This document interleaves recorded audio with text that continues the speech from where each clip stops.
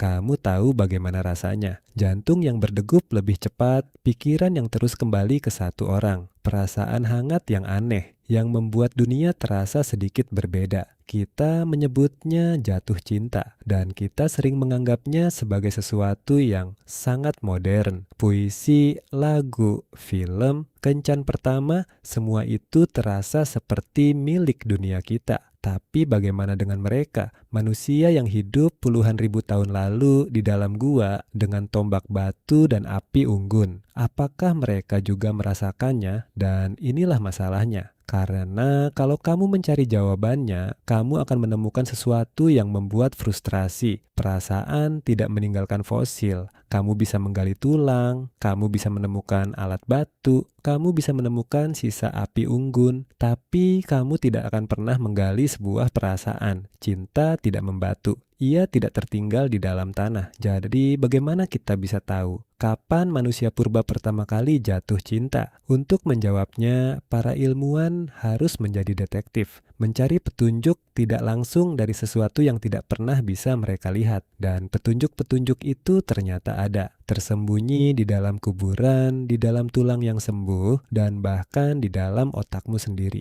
Mari kita telusuri satu persatu. Petunjuk pertama datang dari dalam tanah. Pada tahun 2007 di sebuah tempat bernama Valdaro di utara Italia, para arkeolog sedang menggali ketika mereka menemukan sesuatu yang membuat mereka terdiam. Dua kerangka manusia, bukan terkubur terpisah, tapi berhadapan. Tangan dan kaki mereka saling bertautan. Wajah mereka menghadap satu sama lain, seolah-olah mereka sedang berpelukan. Keduanya adalah orang dewasa muda, diperkirakan berusia sekitar 20 tahun, dan mereka telah berada dalam posisi itu selama sekitar 6.000 tahun. Foto penemuan itu menyebar ke seluruh dunia. Orang-orang menyebut mereka sepasang kekasih dari zaman batu. Tapi disinilah kita harus berhati-hati, karena inilah yang membedakan sains dari cerita romantis. Kita tidak tahu siapa mereka sebenarnya. Kita tidak tahu apa hubungan mereka. Mereka bisa saja sepasang kekasih, tapi mereka juga bisa saja saudara, kerabat, atau bagian dari sebuah ritual yang tidak kita pahami. Para arkeolog sendiri tetap berhati-hati. Analisis lanjutan tidak pernah bisa memastikan hubungan di antara mereka.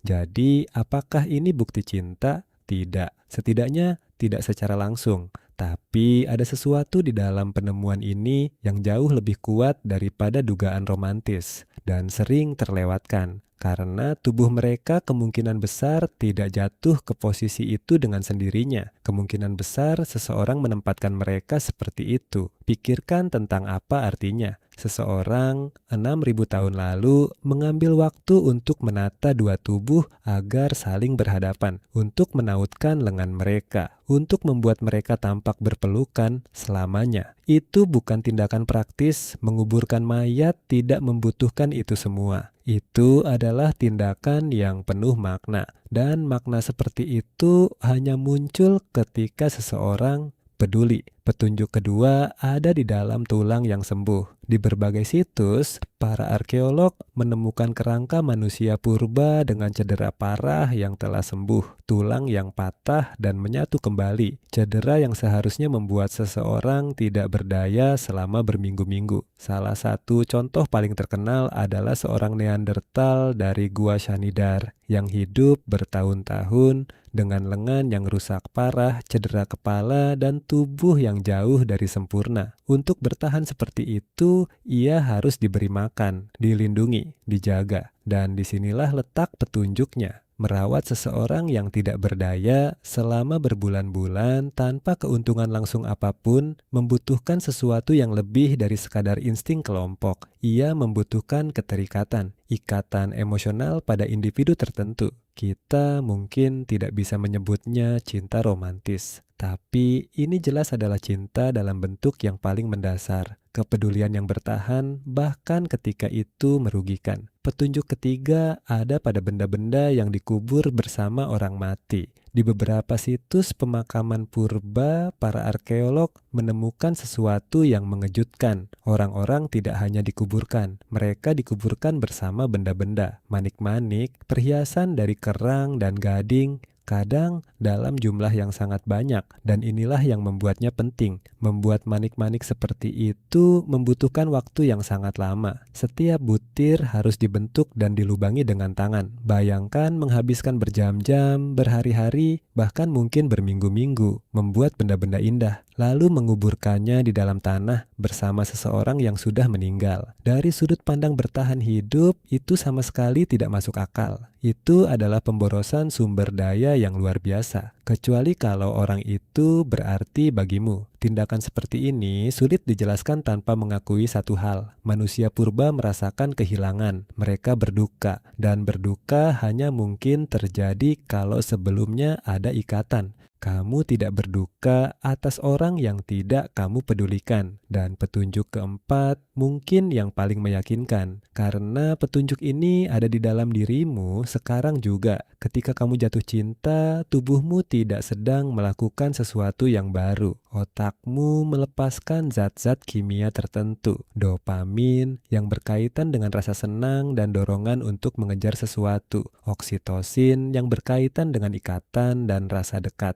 Inilah kenapa jatuh cinta bisa terasa hampir seperti kecanduan. Pikiran yang terus kembali, dorongan untuk terus bersama. Itu bukan kelemahan karakter, itu adalah sistem kimia yang sedang bekerja. Dan inilah bagian pentingnya, sistem kimia ini bukan penemuan baru pada manusia modern. Zat-zat ini ditemukan pada banyak mamalia lain. Perangkat dasarnya jauh lebih tua daripada spesies kita. Artinya, mesin biologis untuk membentuk ikatan sudah ada di dalam garis keturunan kita jauh sebelum manusia modern muncul. Tapi, kenapa manusia mengembangkan ikatan yang begitu kuat? Kenapa evolusi repot-repot menciptakan perasaan seperti ini? Dan jawabannya membawa kita ke sesuatu yang mengejutkan. Sebagian besar mamalia tidak membentuk ikatan pasangan jangka panjang. Bagi kebanyakan spesies, hubungan berakhir segera setelah perkawinan. Manusia adalah pengecualian, dan alasannya kemungkinan besar terletak pada satu hal, bayi kita.